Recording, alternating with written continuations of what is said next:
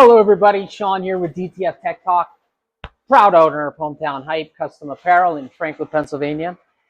Wanted to talk to you guys briefly about nomenclature inside the community and something that we can do better. So I've seen in several different places, but including our Discord group. So if you guys don't know, we have a Discord group, DTF Printing Professionals, where we talk about commercial DTF printers. It's all people who operate printers and use these machines daily to run their custom apparel businesses, or there's a lot of people in there that print DTF prints wholesale. But I see this in there too, where people use the term banding to refer to something different, right? And I think that we need a different word to explain specifically when we are having one problem versus the other. So let's talk about banding real quick. So what is banding? So banding, at least from my understanding, right? From my understanding of this, and hey, feel free to chime in if you've got a different interpretation of this, is not specific to DTF printers. So any pendulum printer that has nozzles can experience banding, including ones like from the printers from the 90s, right? So banding is specifically when you have nozzle clog problems in your print heads, when the printer slides back and forth, left and right. It's not laying ink in the places where the nozzles are clogged, which specifically results in horizontal uniform and horizontal lines inside your print results, right? So banding is really easy to identify because it just looks like horizontal lines in the prints. That's it, and it looks the same every time when it goes down on a piece of paper. What I experience frequently and frequently observe is that people use the term banding to refer to CMYK color problems, okay? So here's an example of the problem that they're referring to when they say the word banding, right? So if you guys, I'm sure you know if you're a DTF printer that royal blues are notoriously difficult. And they're difficult because of this specific problem that they're referring to when they say banding, is that you can see the cyan and the magenta. So if you guys don't know, and I found that a lot of DTF printers don't even understand how CMYK works. So CMYK is an illusion, right? It is not actually mixing two different ink colors to make a third color, right? It is just tricking the human eye into thinking that it's seeing a third color. So like I have this quote up here. This is just an example of an orange butterfly, right?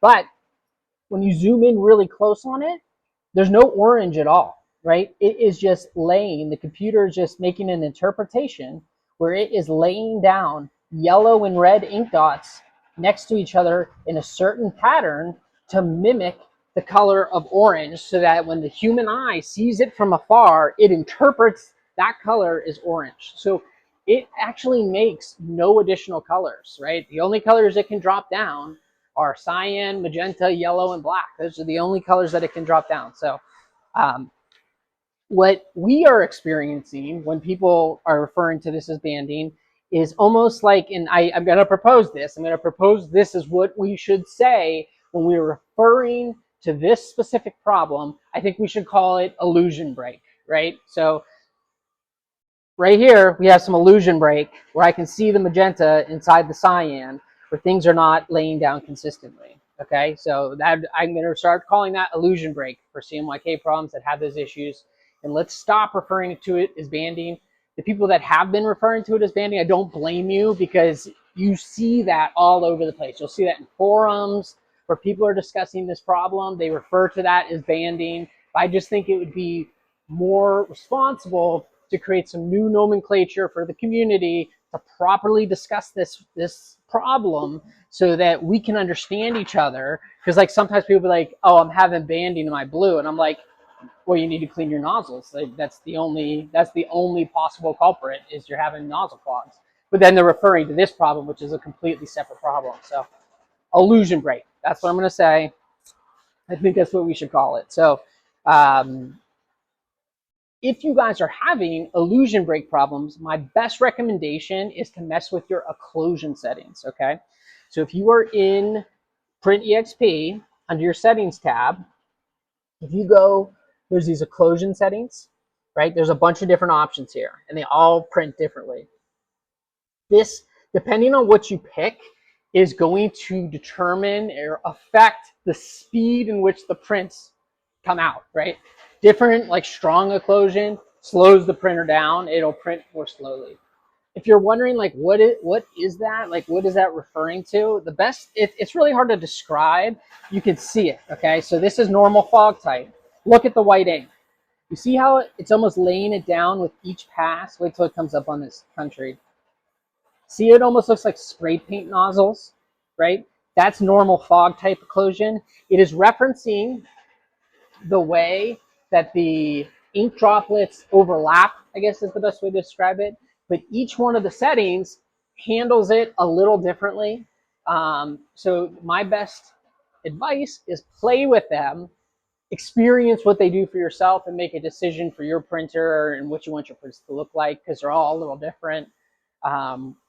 You can 100% get better illusion break with different fog type settings depending on which color you are trying to print. So if you're having those problems and you're trying to resolve them, mess with your occlusion. That's my best piece of advice. The other thing that we do frequently is we have a color chart upstairs.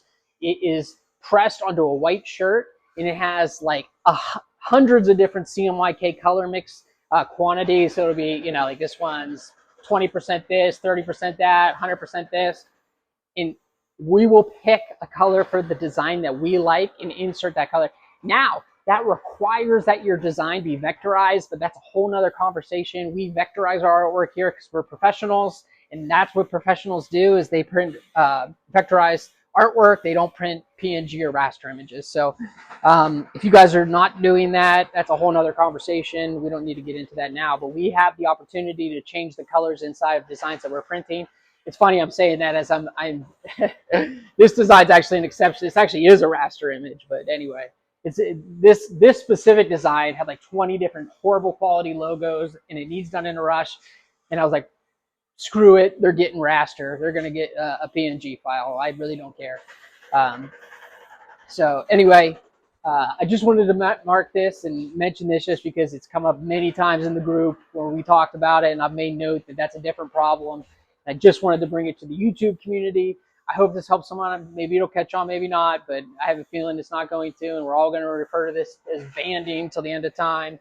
But illusion break. Illusion break, I think that's a better term. And I think it more accurately describes what's happening. So have a great day, everybody. Goodbye. We'll see you later.